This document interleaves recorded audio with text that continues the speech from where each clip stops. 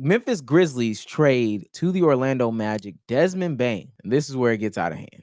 Grizzlies get Cole Anthony, KCP, 4 first-round picks, 16 in 2025, unprotected in 26, 28, and 30, a 2029 first-round pick swap, top 2 protected, and then the 2026 first-round pick includes the swap rights from either Phoenix or Washington. Now, I want to do the players involved in the trade first, and then we can get into the conversations as to like what was being talked about on the timeline. Desmond Bane. Let's play like 2 truths and a lie when it comes to Desmond Bane. Just real quick game of 2 truths and a lie. You ready? Desmond Bane is from Indiana. Desmond Bane has made an All-Star appearance. Desmond Bane is 6'5". 2 truths and a lie. 2 truths and a lie. Pretty sure he's made an All-Star game. I don't think he's from Indy. He's from Indiana. 6'5" from Indiana, and he's made an All-Star game. He's 6'5" and he's from Indiana. Bezos? I thought he made an All-Star. I don't think he's from Indy. Desmond Bane has never made an All-Star game. He is from Indiana, and he is 6'5". Desmond Bane averaged 19 points last year, 24 the year before, minus a jaw, only 42 games, 22 the year before that, 18 the year before that. Can shoot the ball decently well. I mean, I don't want to go into who Desmond Bane is. Cole Anthony's a cool guy. I don't really think it matters. KCP is also a cool guy. I don't really think it matters.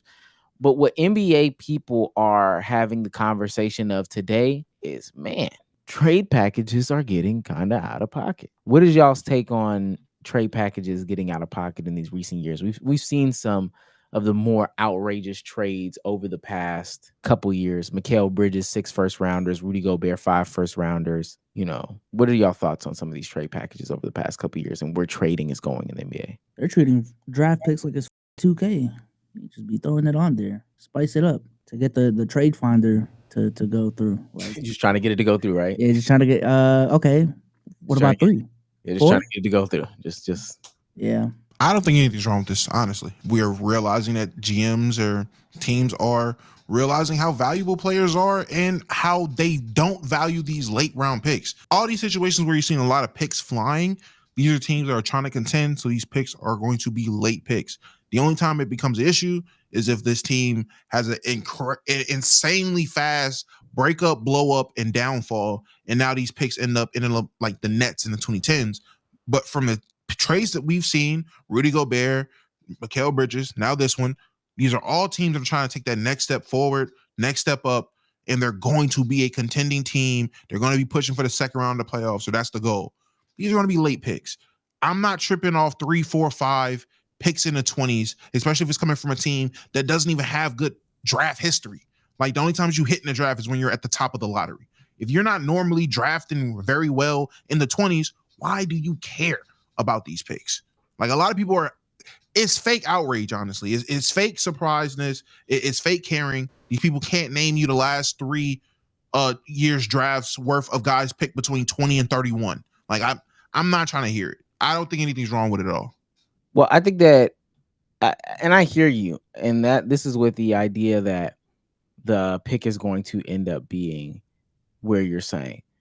I think what a lot of people are saying, though, Damo, is that, you know, the idea and the old adage of, okay, well, we'll trade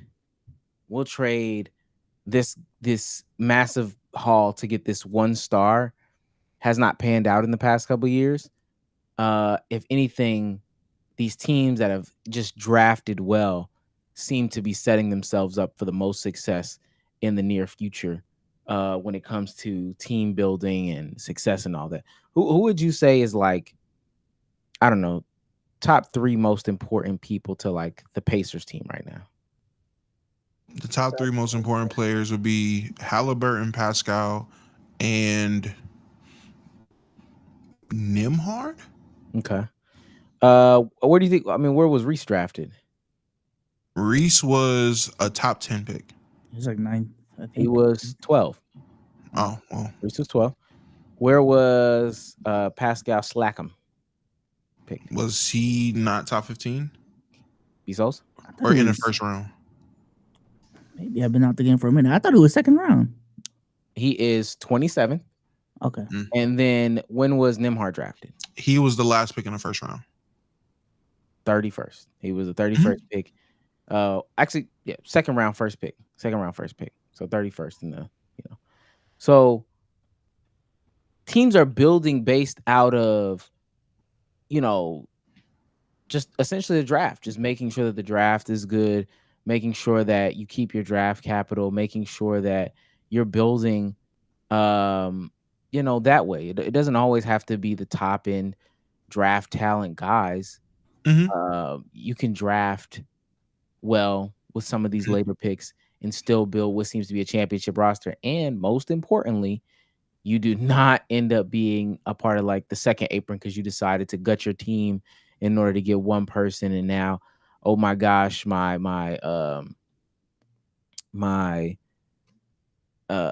tax bill is so high and my depth is lacking, et cetera, et cetera. I would argue to anyone saying that the Magic have been doing that. They have been drafting well and stockpiling talent and everything like that. Eventually, you have to come off of players because you can't pay everyone.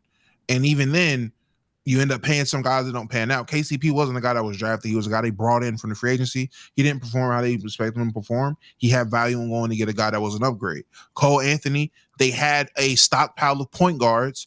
He was just the odd man out of the regime they wanted to have at guard, which is defensive guards. Jalen Suggs, Anthony Black, viable options for him. You can use Cole Anthony, who's an offensive player, defensive liability, is a bucket, but defensive liability who wasn't playable in the playoffs at points. Use him in a trade. The Magic have followed the formula of doing just that, drafting well, stockpiling depth and all that. Eventually you have to make a move. You don't want to look like the Rockets, where you just have so many guys that just can't play. So now their value is depreciating. So you're going to have a bunch of throw-in guys that end up being great if they get moved. Or the Thunder, who are going to be in this situation as well. Yes, they're in the finals. They have so many guys on that bench that can start somewhere. And eventually they're going to have to come up off of them. So you're going to see the Thunder do this as well. They're either going to trade for more draft assets and draft capital, or they're going to leverage having 4 guys in the deal plus a ton of picks to go get a star player, because that's why you stockpile capital. Yeah, I mean, even if we look at the Pacers, I think the Magic may be looking at Desmond Bane as like their version of Pascal Siakam, like the star player that's not like a uber flashy name, but is a piece that they definitely need to contend in the short term. And I think, especially over these last couple of years, I think the Magic are like they're ready to really put some pieces around Paolo and France, and I'm saying like really gun for it. So I respect it. I would be upsetting on people's side if they didn't draft Apollo and Franz. Like if they only had one. Like if you only had Franz Wagner and you tried this, I'd have been like, all right, you're bugging. If you only had Paolo, it was like, all right, you're banking on Paolo and Desmond Bane. They drafted 2 cornerstone players, and they also drafted quality role players, Jalen Suggs, Anthony Black, Wendell Carter, who they went and acquired. They got quality role players around them as well. You can afford, especially early in the offseason, to go get a guy like Desmond Bane. They still have time to find other guys to fill in for depth and all other purposes as well. This isn't a move happening after free agency. This isn't a move happening right before training camp. This happened during the finals.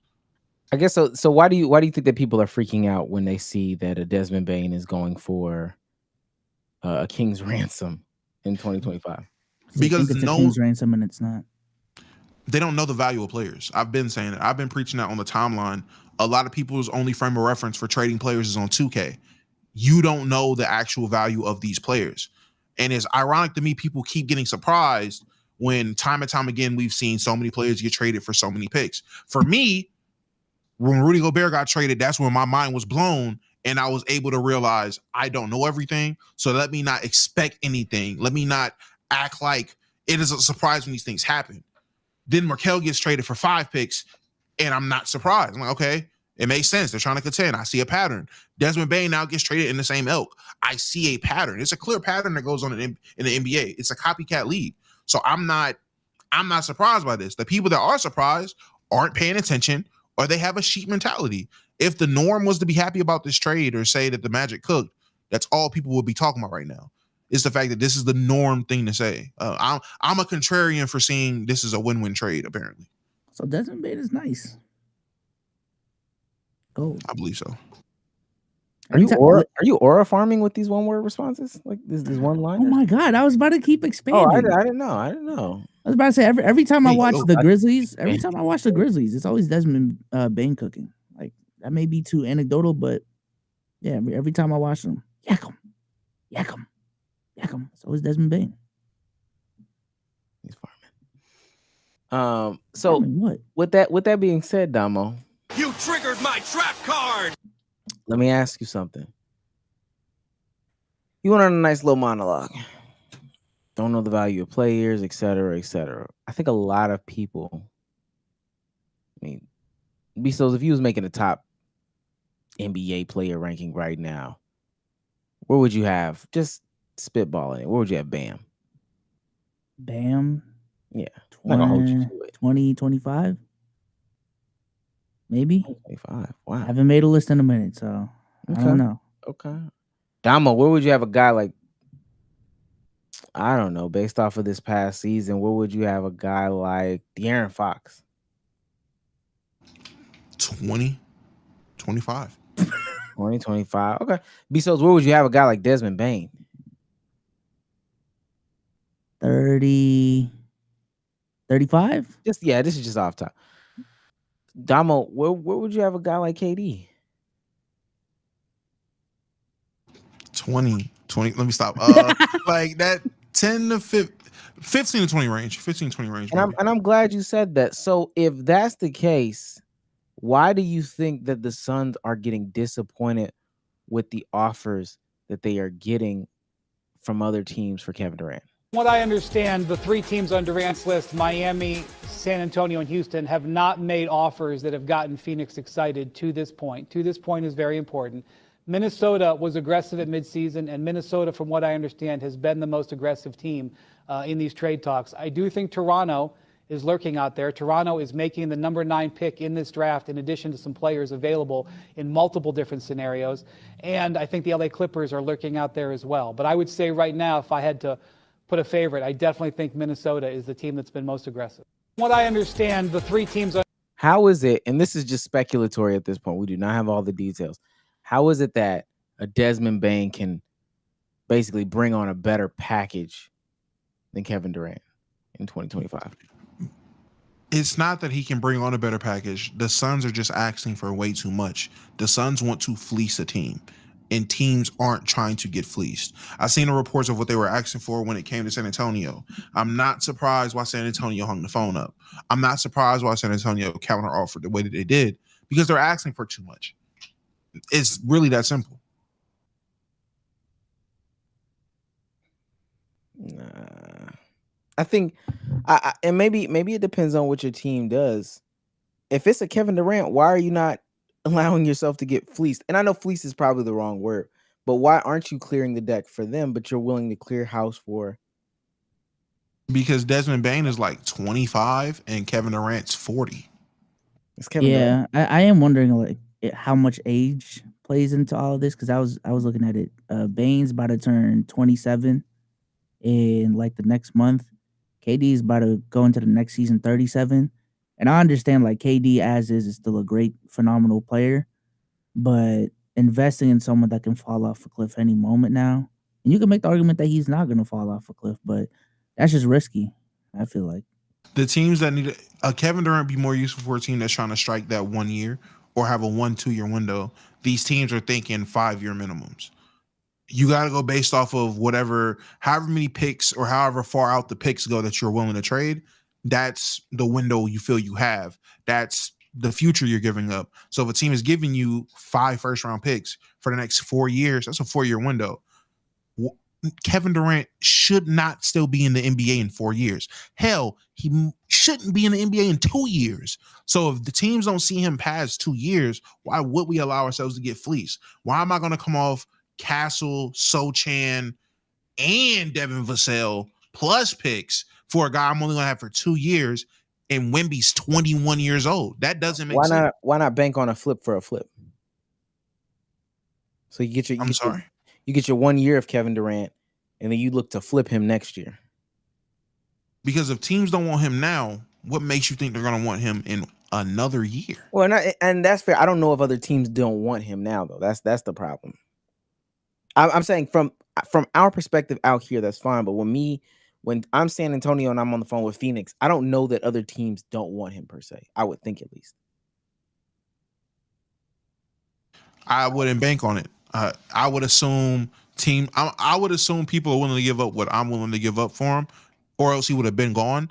So if you haven't been able to get a deal like this off with no one else and you're trying to get it off on me, I don't believe that, and I'm not going for it. Like, if I don't see him having that much value, I can't see myself flipping him for that much value. It just doesn't make sense. I think the only thing that I'm really trying to introduce here, though, is like, I think in a couple years ago, people would have did this. Kevin Durant, no brainer. That's a no. Kevin, and not even just saying Kevin Durant with his age a couple years ago. I think a 37-year-old Kevin Durant from a couple years ago would have been like, oh yeah, you gotta do this. We gotta do this. There's no. I think a couple years ago, if he was 37, it'll be the exact same problems. You think so? Absolutely. It's his age. It's the window of time you feel you have this player. It just him being 37. Show me the last guy that was 37 that got moved for a crazy package. I think same thing with LeBron. Like if the Lakers were to trade LeBron tomorrow, I wouldn't expect a package bigger than the Desmond Bane trade if I'm the Lakers. Is that crazy? I would expect at the very least Rudy Gobert and Mikal Bridges. 6 first-rounders for one season of LeBron. Yeah. I wouldn't expect more. That would be the max. Like what those guys went for, that is what the best case scenario is. That would be the expectation. They're asking, what I've heard they've asked for Kevin Durant is more than what they asked for Rudy Gobert. Again, Castle, Sochan, Devin Vassell, multiple first-round picks. That's well above the Desmond Bane trade. The counter from the Spurs was supposedly Devin Vassell, picks, and I think like Harrison Barnes, which is more in the realm of the Desmond Bane trade. Still, I think it's better, but it's in the realm of it. Okay, that makes sense. I also, to include my point, I think that teams are also looking at, is it worth? And I'm telling this to all the other small market teams that are making these excuses. The way that these teams, these other teams, are able to stockpile massive amounts of draft picks based off of, a Desmond Bane level talent or whatever, and are able to also build out a team very strategically to get to the point of being in the finals. I think that is something that we shouldn't, just pass over. So instead of I need this star guy. Let's just break the bank to get this star guy, leverage our whole future to get 2 to 3 star guys. Let's take these draft picks a little bit more seriously, because that can also lead to something very valuable in the future. That's me and my thought process.